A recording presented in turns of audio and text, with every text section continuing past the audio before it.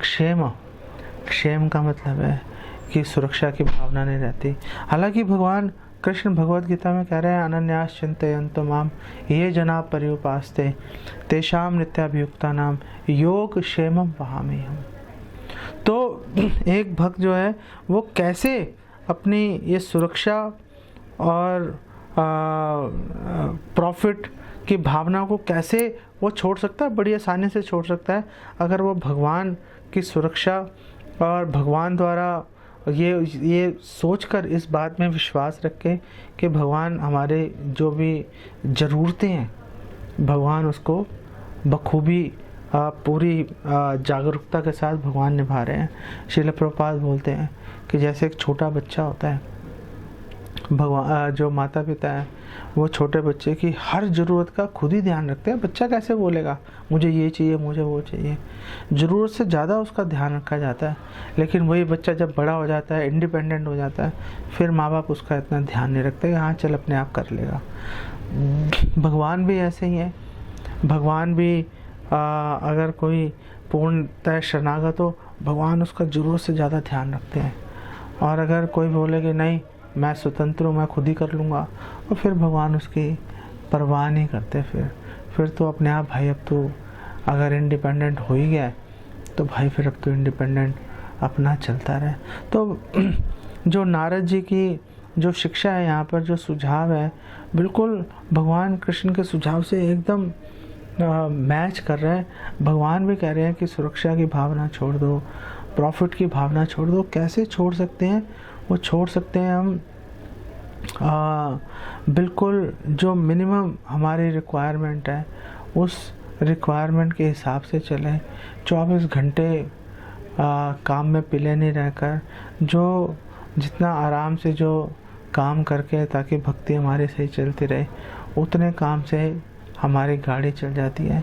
और हम अगर भागवतम भी देखें, चैतन्य चरिता भी देखें, तो जो सुरक्षा है वो एक्चुअली प्रहलाद महाराज तो ये कह रहे हैं भागवतम में, जब वो भगवान नरसिंह देव की स्तुति कर रहे हैं, वो बोल रहे हैं कि अगर आपने उपेक्षा कर दी तो फिर कोई डॉक्टर मरीज़ को नहीं बचा सकता, कोई नाव जो है वो डूबते हुए को नहीं बचा सकती, माँ बाप बच्चे को नहीं बचा सकते। जो भी हो रहा है भगवान, हे भगवान आपके दया से ही हो रहा है। और भागवतम में ये श्लोक भी आया है, जिस श्लोक को श्री मध्वाचार्य ने बहुत महत्व दिया है कि द्रव्यम कालश्च कर्मश्च, द्रव्य काल च कर्मश्च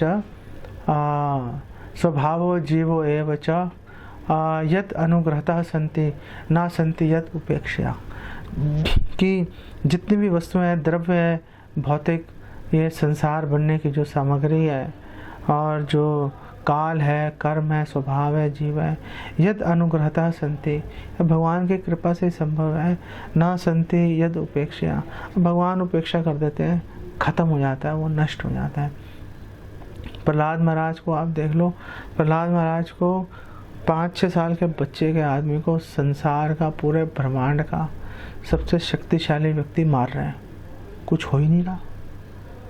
पांडवों को देख लो, पांडवों को दुर्योधन और शकुनी ने कितनी चालें चली, उसने कितना ही कुछ कर लिया, लेकिन पांडव हमेशा सकुशल, हर विपदा में से पांडव बाहर आ ही गए, कोई उनको प्रॉब्लम नहीं आई। बिल्कुल एंड तक जब कृतवर्मा ने सोचा था कि सोते हुए में मार देंगे, वहाँ से भी भगवान कृष्ण पांडवों को बचा कर लेके आए थे। राखे कृष्णा मारे के, मारे कृष्णा राखे के।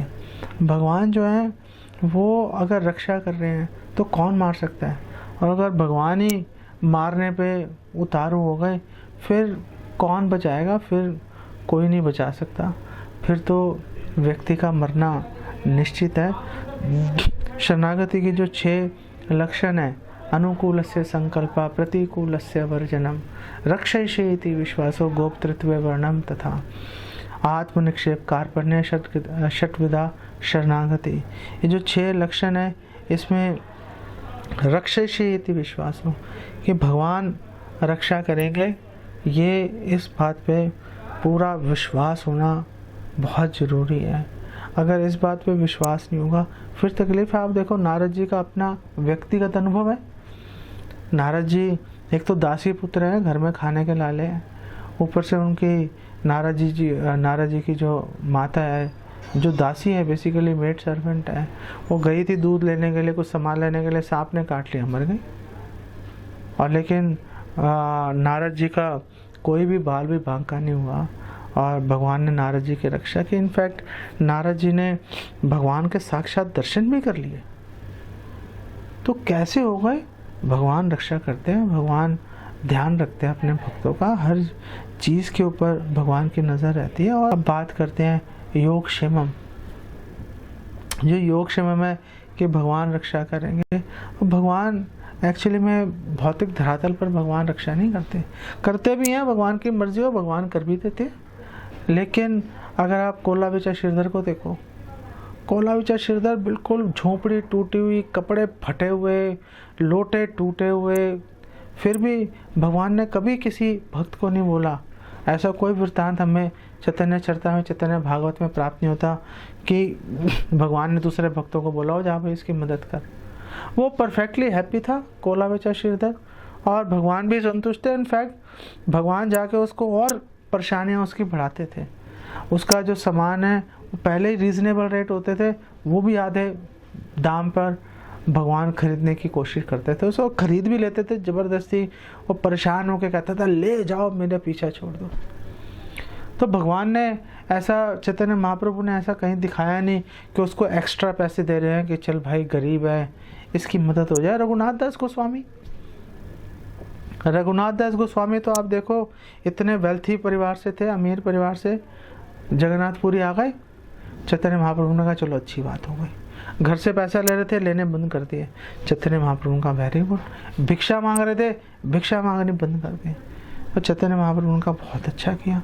और फिर सड़े हुए चावल खा रहे थे रघुनाथ दास गोस्वामी। और चैतन्य महाप्रभु को जब ये बात पता चली तो चैतन्य महाप्रभु बहुत प्रसन्न हुए और खुद जाकर जबरदस्ती रघुनाथ दास गोस्वामी के वो सड़े हुए चावल चैतन्य महाप्रभु ने खाए। चैतन्य महाप्रभु ने कोई प्रयास नहीं किया रघुनाथ दास गोस्वामी की कोई फाइनेंशियल हेल्प करने का। ये बेकार की बात है। बेसिकली मदद करनी है, आत्मा के स्तर पे बात होती है, आत्मा के स्तर पे मदद करने की बात होती है।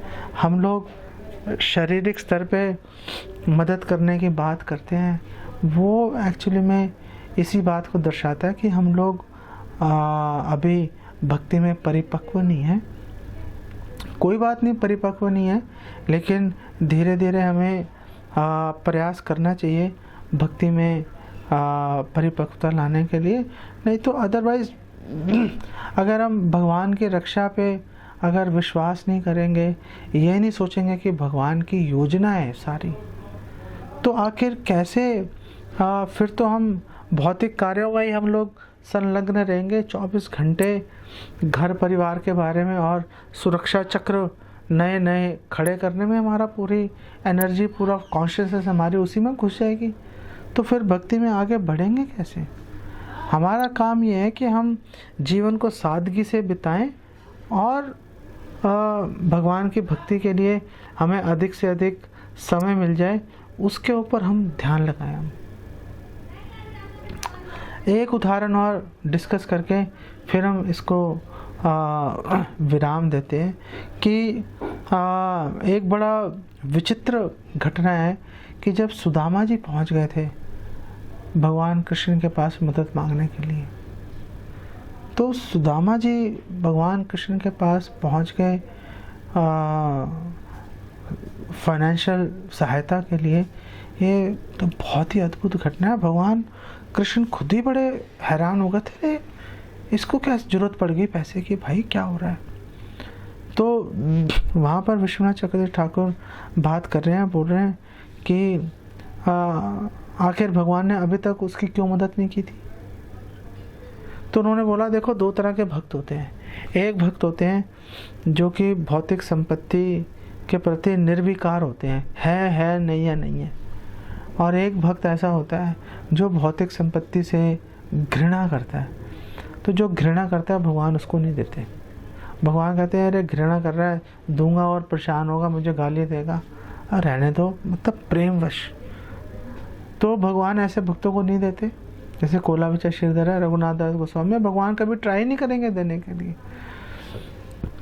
सुदामा विप्र भी उसी कैटेगरी में थे, लेकिन अपने पत्नी की भावनाओं का आदर करने के लिए वो उस स्तर से शिफ्ट हो गए, निर्विकार कि संपत्ति है या नहीं है, चलो फ़र्क नहीं पड़ रहा, मैं ना घृणा कर रहा हूँ ना प्रेम कर रहा हूँ। तो जब वो इस स्तर पे आए अपनी पत्नी के लिए, अपने लिए नहीं, उस समय भगवान कृष्ण ने उनको संपत्ति देके हिसाब बराबर कर दिया। अदरवाइज आप बोलो कि अगर ये हम रूल नहीं लगाते, आप एक्सप्लेन ही नहीं कर सकते भगवान कैसे अपने भक्तों के साथ व्यवहार कर रहे हैं। किसी को राज्य दिए जा रहे हैं, कोई भूखा ही मरे जा रहा है, आखिर ऐसे क्यों हो रहा है? ये विश्वनाथ चक्रवर्ती ठाकुर की ये जो एक्सप्लेनेशन है भगवान की लीलाओं को, जो भगवान के भक्तों से व्यवहार है, काफ़ी हद तक उसको वो क्लैरिफाई कर देती है। और जो भक्त है वो भी भगवान से किसी भी तरह की सुरक्षा की वो गुहार नहीं लगाता। वो तो एक स्तर ऐसा भी आ जाता है कि भक्त बोलता है जैसे आप रखोगे वैसे रह लूँगा। चैतन्य महाप्रभु ने यही तो अपने भावनाएं व्यक्त की कि मम जन्मनि जन्मनि शरे, मैं, आप मुझे कैसे भी रखो मैं वैसे ही रह लूँगा, ना धनम ना जन्म ना सुंदरी कविताम वा जगदीश काम है, मम जन्मनि जन्मनि शरे भवताद भक्तिर अहेतु की त्वयि। आप मुझे कोई धन कोई जन्म कुछ नहीं चाहिए, आप कोई मुझे मोक्ष नहीं चाहिए, आप जैसे भी मुझे रखेंगे मैं वैसे ही रहने को तैयार हूँ। बस मेरी आपसे एक ही प्रार्थना है कि आपकी अहेतु की भक्ति वो कभी मेरे से नहीं छिड़ जाए। ये जो भावना, ये जो महाप्रभु का ये जो श्लोक है, जो ये महाप्रभु का उद्गार है, ये एक्चुअली में नारद जी के इस वचन को पूरा कर रहा है। देखो उसको किसी एक पर्टिकुलर स्थान में रहने की कोई आशा नहीं है भक्त को, उसको ना कोई सुंदर स्त्री और फॉलोअर्स की ज़रूरत है, भौतिक संग को उन्होंने काट दिया। और ना वो कोई सुरक्षा चक्र की बात कर रहे हैं, वो धन होगा सुरक्षा चक्र बना लूँगा, कोई बुद्धि होगी उससे अपना बचाव कर लूँगा, ऐसी किसी भी भावना को काट के वो तो अहेतु की भक्ति की बात कर रहे हैं, निस्त्रय गुण्य अहेतु की भक्ति की बात कर रहे हैं। तो ये जो शिक्षाष्टकम का ये श्लोक है, ये नारद जी के इन वचनों को, इन सुझावों को पूरी तरह से रिफ्लेक्ट कर रहा है, पूरी तरह से एक्सप्लेन कर रहा है। तो एक भक्त का कर्तव्य है कि वो ये सुरक्षा की भावना को त्यागे। कैसे त्यागेगा, हम आगे 48वें सूत्र में इसके ऊपर और थोड़ी डिटेल हम चर्चा करेंगे और फिर उसको आगे वहाँ पे हम लोग डिस्कशन करेंगे। महत्वपूर्ण बात यह है कि आप देखो कि जो भक्त हैं, जो पूरी तरह से भगवान पर निर्भर रहते हैं, भगवान हमेशा उनकी रक्षा करते हैं। हरिदास ठाकुर हैं, हरिदास ठाकुर आप देख लो कि वो जगन्नाथ भगवान के दर्शन के लिए नहीं जाते थे, तो स्वयं जगन्नाथ जो है वो महाप्रभु के रूप में उनको दर्शन देने के लिए आ जाते थे। मृगारी है, नारद जी ने उनको बोला कि तुम्हारे जो आय का एक ही स्रोत है धनुष बाण, फेंक दो इसको तोड़ के, तो मैं रोटी कहाँ से खाऊंगा। उन्होंने बोला चिंता मत करो। और फिर कुछ समय के बाद जब नारद जी मिले थे मृगारी से, तो मृगारी से उन्होंने पूछा सब ठीक ठाक है, तो मृगारी ने बोला सब ठीक है, लेकिन आप सामान ज़रूरत से ज़्यादा भेज रहे हो। तो भगवान सबके हृदय में बैठे हैं, और अगर आप निष्ठापूर्वक भगवान की सेवा में जुड़ेंगे तो भगवान ऐसा नहीं कि आपकी अवहेलना कर देंगे। 84 लाख योनियों में से सिर्फ मनुष्यों को छोड़ के कोई भी अपने पालन पोषण के लिए कोई भी लंबी चौड़ी प्लानिंग नहीं करता। सब लोगों का पालन पोषण भगवान के दया से हो जाता है। तो जब सब लोगों का पालन भगवान के दया से हो रहा है, श्रील प्रभुपाद कह रहे हैं, तो मनुष्यों का क्यों नहीं होगा। सवाल है कि हमें क्या इस पे भगवान की योग क्षेम वहामी हम पर कि भगवान ही रक्षा करेंगे, क्या हमें भगवान की रक्षा पर विश्वास है कि नहीं है। जितना हमारा भगवान की रक्षा पर विश्वास होगा उतना ही हम भौतिक प्रकृति के तीनों गुणों के प्रभाव से मुक्त होते चले जाएंगे। ऐसा ही श्री नारद जी और हमारे सभी पूर्ववर्ती आचार्यों का मत है। इसको यहीं पे हम विराम देते हैं। जगत गुरु श्रील प्रभुपाद की जय। हरे कृष्णा कृष्णा